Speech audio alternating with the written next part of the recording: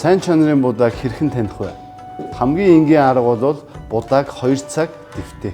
Жинхэнэ чанартай будааг агшихад 80-аас 85% чигшилтэй болж ширхэг бүрэн жиг өсөж агшиж байвал тэр хамгийн сайн будаа. Харин жирийн будаа дөнгөж 70-аас 75% чигшилтэй тул хэлбэрээ барьж чадалгүй бутарж ундаг. Japonica Япон сортын будаа нь агшсны дараа чигшлээ удаан хадгалж ширхэг бүрэн жиг өсөж шинэхэн амттай хэвээр байдаг.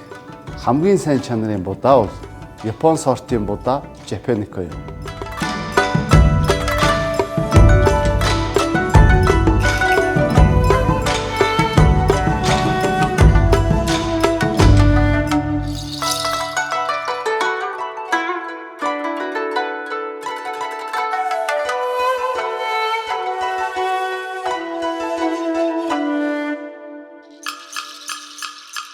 Япон сортын будаа Japonica.